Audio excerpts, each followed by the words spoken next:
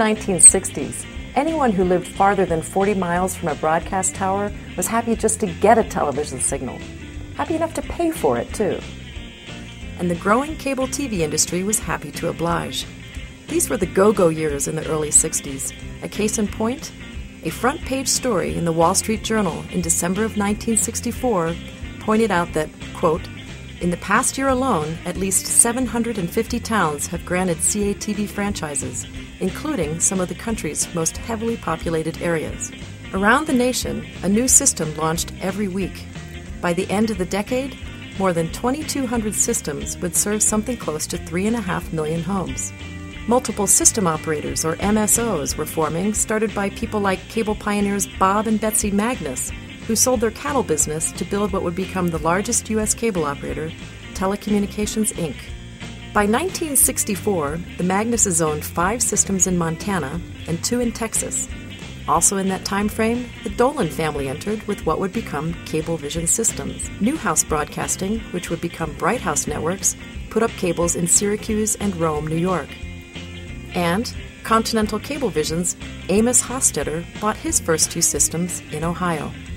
Comcast got in the game too when founder Ralph Roberts bought his first system in Tupelo, Mississippi.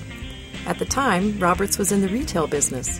As he puts it, getting into cable didn't seem quite as exciting. The cable business, you put up a tower, you run a line down through the telephone poles, and you charge everybody $5 a month, and you don't do anything. As I began to look at what was happening, I realized the cable business was the best of all the ones I had invested in, and decided to go forward full boat. Technologically, perhaps the most important development of the 1960s was an invention that would again capture the attention and the budgets of America: the color television. As the sets flew off the shelves, people soon realized that they worked best with a cable connection. The inventions from cable in the 1960s were born of necessity. One clear example, this amplifier made out of a coffee can, because the metal can provided the right amount of shielding and grounding that was needed. As the story goes, some 5,000 of these went into service, mostly in Nevada.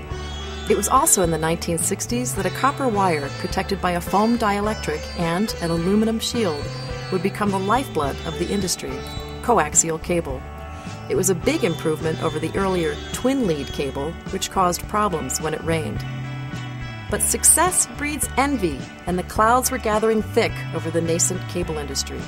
Among the disgruntled, broadcasters, regulators, and antenna manufacturers. Broadcasters objected when cable companies imported TV signals from stations in distant markets. Several court cases ensued.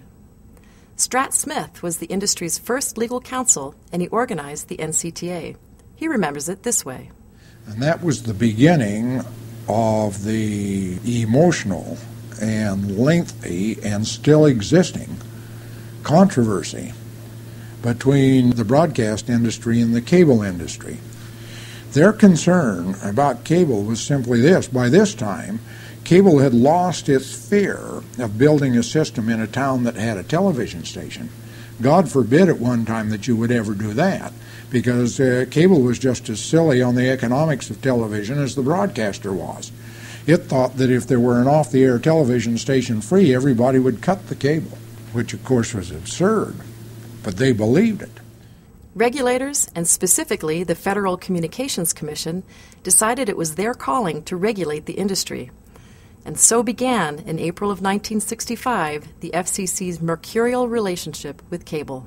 Antenna manufacturers were unhappy with cable for the same reason the makers of buggy whips didn't like the automobile. It essentially put them out of business.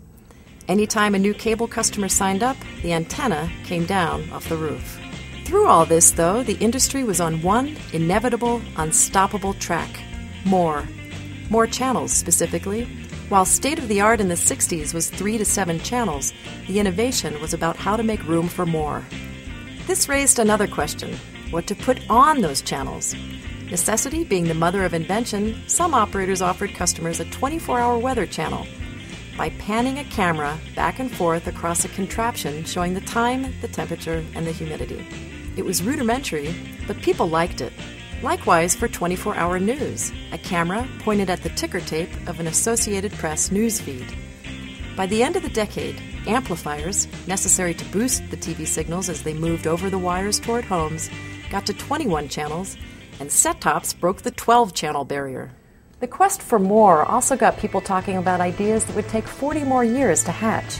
Ideas like home shopping, burglar detection, nationwide picture phone service, all over that cable wire.